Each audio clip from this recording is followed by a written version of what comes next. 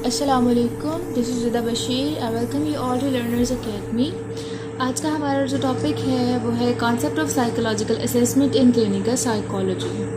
तो सबसे पहले साइकोलॉजिकल असेसमेंट की डेफिनेशन को देखें अगर, तो साइकोलॉजिकल असेसमेंट एक ऐसा प्रोसेस है जिसके थ्रू इंडिविजुअल की इन्वायरमेंट से रिलेटेड इंफॉर्मेशन को सिस्टमेटिकली गैदर किया जाता है और फिर इंडिविजुअल के इंटरेस्ट के अकॉर्डिंग उस इंफॉर्मेशन से एक डिसीजन लिया जाता है।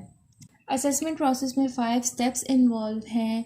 तो step 1 is deciding what is being assessed. तो असेसमेंट प्रोसेस एक सीरीज़ ऑफ क्वेश्चंस के साथ स्टार्ट होता है जिनको रेफरल क्वेश्चंस कहा जाता है।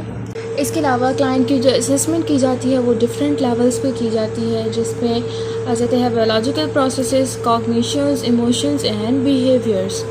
तो बायोलॉजिकल या फिजियोलॉजिकल प्रोसेसेस में हार्ट रेट रिएक्टिविटी आ जाती है, ब्लड प्रेशर आ जाता है, skin responses, muscle tension, sexual arouses, startle responses या फिर आई ट्रैकिंग मूवमेंट आ जाती है। इसके अलावा कॉग्निटिव रिस्पॉन्सेज में इस इंडिविजुअल की इंटेलेक्चुअल फंक्शनिंग, उसकी परसेप्शन, इन्वायरमेंट से रिलेटेड परसेप्शन या फिर उसकी सेल्फ परसेप्शन या डिफरेंट इवेंट से रिलेटेड परसेप्शन इन्वॉल्व होती है। देन आ जाते हैं इमोशनल प्रोसेसेस। तो इसमें इंडिविजुअल के मूड स्टेट्स, उसके ट्रेट्स, उसका लेवल ऑफ इमोशन और इमोशनल रिएक्टिविटी आ जाती है। इसके बाद आ जाता है बिहेवियर। तो इसमें डिफरेंट सिचुएशंस में इंडिविजुअल के बिहेवियर की ऑब्जर्वेशन इन्वॉल्व होती है। इसके अलावा ड्यूरिंग असेसमेंट इंडिविजुअल के इन्वायरमेंट को भी कंसिडर किया जाता है, जिसको 3 टाइप्स में डिवाइड किया गया है। सबसे पहले आ जाती है प्रॉक्सिमल एंड इमीडिएट इन्वायरमेंट, जिसमें क्लाइंट की फैमिली, उसकी स्कूल या वर्क सेटिंग इन्वॉल्व होती है। सेकंड जो इन्वायरमेंट आ जाती है वो है इंटरमीडिएट लेवल ऑफ इन्वायरमेंट। तो इसमें वो जियोग्राफिक रीजन आ जाता है जहाँ पे क्लाइंट रहता है। थर्ड जो आ जाती है वो है डिस्टल या ब्रॉडर इन्वायरमेंट। तो इसमें इंडिविजुअल की सोशो कल्चरल इन्वायरमेंट इन्वॉल्व होती है। सेकेंड स्टेप जो आ जाता है असेसमेंट प्रोसेस में वो है determining the goals of assessment. तो ड्यूरिंग असेसमेंट साइकोलॉजिस्ट के डिफरेंट गोल्स होते हैं, जिसमें डायग्नोस्टिक क्लासिफिकेशन आ जाती है, determination of the severity of a problem आ जाती है। इसके अलावा स्क्रीनिंग आ जाती है और prediction about the behaviour include होती है। तो डायग्नोसिस के लिए इंडिविजुअल पे डिफरेंट साइकोलॉजिकल असेसमेंट्स या डिफरेंट साइकोलॉजिकल टेस्ट अप्लाई किए जाते हैं, जिसके थ्रू ये अंदाज़ा लगाया जा सके कि उस इंडिविजुअल का प्रॉब्लम क्या है। मोस्टली जो डायग्नोसिस दिया जाता है वो DSM-4 की बेसिस पे दिया जाता है। उसके बाद आ जाती है सिवियरिटी ऑफ प्रॉब्लम। तो डिसऑर्डर की लेवल ऑफ सिवियरिटी को डिटर्मिन करने में एक इम्पॉर्टेंट फैक्टर इन्वॉल्व होता है, दैट इज़ डिसऑर्डर की वजह से इंडिविजुअल की डेली लाइफ में किस हद तक इम्पेयरमेंट आई है। तो ये उस डिसऑर्डर के सिवियरिटी लेवल को डिटर्मिन किया जा सकता है इसके थ्रू। तो सिवियरिटी लेवल को डिटर्मिन करने के लिए इंडिविजुअल की ओवरऑल फंक्शनिंग और उसकी कॉम्पिटेंसी को डिटर्मिन करना या कंसिडर करना बहुत ज़रूरी होता है। थर्ड जो गोल है वो आ जाता है स्क्रीनिंग। तो समटाइम्स इंडिविजुअल बेसिस पे साइकोलॉजिस्ट जो है वो साइकोलॉजिकल असेसमेंट करता है, बट समटाइम्स साइकोलॉजिस्ट को लार्ज ग्रुप ऑफ इंडिविजुअल को स्क्रीन करने के लिए भी कहा जाता है।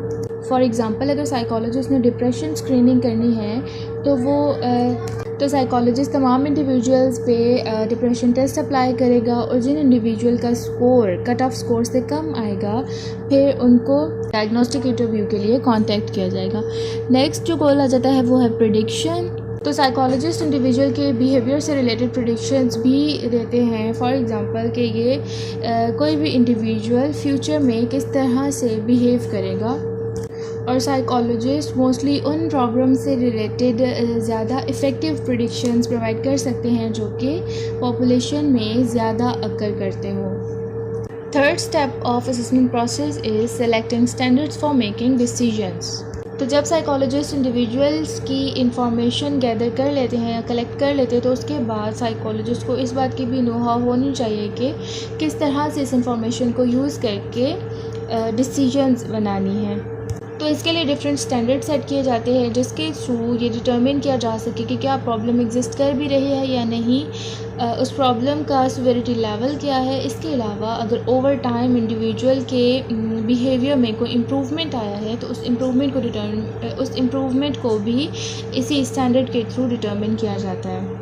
तो इसके लिए या तो नॉर्मेटिव स्टैंडर्ड सेट किए जाते हैं जिसमें इंडिविजुअल को दूसरे लोगों के साथ उसके बिहेवियर को कंपेयर किया जाता है, या फिर सेल्फ रेफरेंस स्टैंडर्ड सेट किए जाते हैं जिसमें डिफरेंट टाइम्स में इंडिविजुअल के बिहेवियर को उसके प्रीवियस बिहेवियर के साथ कंपेयर किया जाता है। फोर्थ स्टेप में असेसमेंट डेटा को कलेक्ट किया जाता है और डिफरेंट मेथड्स के थ्रू डेटा को कलेक्ट किया जाता है जिसमें स्ट्रक्चर्ड और अनस्ट्रक्चर्ड क्लिनिकल इंटरव्यूज़ आ जाते हैं। इंडिविजुअल की हिस्ट्री को रिव्यू किया जाता है, डिफरेंट उसकी फिजियोलॉजिकल फंक्शनिंग को मेजर किया जाता है। इसके अलावा डिफरेंट साइकोलॉजिकल टेस्ट अप्लाई किए जाते हैं या फिर इंडिविजुअल से सेल्फ रिपोर्ट मेजर्स ली जाती हैं।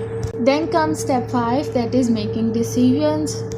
तो साइकोलॉजिकल असेसमेंट के प्रोसेस से जो भी इंफॉर्मेशन ऑब्टेन की जाती है वो तब तक वैल्यूएबल नहीं होगी जब तक उस इंफॉर्मेशन से उस इंडिविजुअल से रिलेटेड कोई इम्पॉर्टेंट डिसीजन ना लिया जाए। इंडिविजुअल की इंफॉर्मेशन कलेक्ट करने के बाद और उसकी एक फ़ाइनल डिसीजन लेने के बाद जो लास्ट स्टेप आ जाता है वो है कम्युनिकेटिंग द इंफॉर्मेशन। तो साइकोलॉजिस्ट ने उस इंफॉर्मेशन को या उस इंटरप्रिटेशन को इंटरेस्टेड पार्टीज़ के साथ शेयर करना होता है और ये कम्युनिकेशन एक साइकोलॉजिकल रिपोर्ट की फॉर्म में होती है जो कि क्लाइंट के साथ शेयर की जाती है।